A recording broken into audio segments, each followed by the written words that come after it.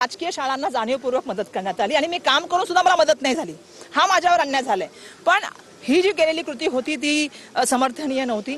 मुलांमध्ये आणि पालकांमध्ये त्यावेळा काय वातावरण झालं असेल, पवई सारख्या एरियामध्ये मुलं जी शिकायला आली होती, ऍक्टिंग, डान्स, काय काय ड्रामा, त्यांच्यावर काय परिस्थिती झाली असेल त्या काळामध्ये आम्ही समजू शकतो। आणि त्याला मी एकच गोष्ट या ठिकाणी सांगेन की आता फेक एन्काउंटर झालाय का काय झालं याच्याबद्दल मी काय बोलू शकत नाही, कारण घटनास्थळावरती काय झालं ह्याची कल्पना मला नाही।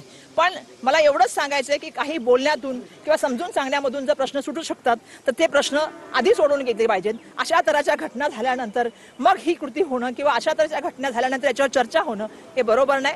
दुर्दैवाने आज माझं सांगणे राज्य सरकारला, खूप साऱ्या लोकांचे ठेवी काय म्हणतात ठेकेदारांचे पैसे आजही देणं बाकी आहे। त्याच्या बाबतीमध्ये सरकारने येणाऱ्या काळामध्ये लवकर निर्णय घ्यावा।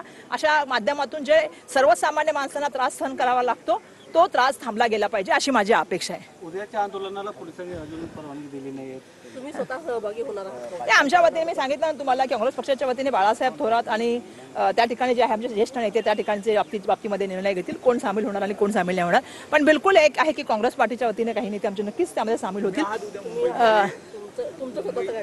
नाही, मी असं सांगितल्याप्रमाणे की आमचे पक्षाचे जे प्रभारी आहेत रमेश चन्नेतलाजी, त्यांच्या तुम्हाला माहिती आहे की दुर्दैवाने आईंचं निधन झाले, त्यांच्याशी आमची या विषयावर चर्चा झाली। पण ते गावी असल्यामुळे आज ते त्रिवेंद्रमला त्या ठिकाणी येणार, त्यांच्याशी चर्चा करून या संदर्भामधलं आम्ही सांगू।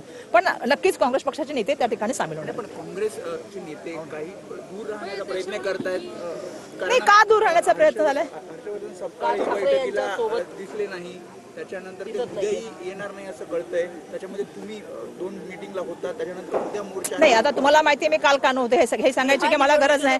नाही नाही एक तर मला काल का नव्हते हे सर्वांना माहिती आहे। दुसरा प्रश्न दिल्लीला होते। दुसरा प्रश्न असा आहे की त्याच्या आधी 2 मीटिंगा झाल्या, त्याच्यामध्ये 8 मीटिंगामध्ये मी स्वतः त्या ठिकाणी उपस्थित होते। त्यामुळे शेवटी हा निर्णय पक्षाचा असतो। आता मी जसं सुरुवातीला तुम्हाला सांगितलं की आमचे प्रभारी जे आहेत चन्नेतला साहेब, त्यांच्या आईचं दुर्दैवाने निधन झाल्यामुळे त्यांच्या ते गावी आहेत, ते उद्या त्रिवेंद्रमला येणार आहेत। त्यांच्याशी आम्ही चर्चा करून या संदर्भामधलं बोलू।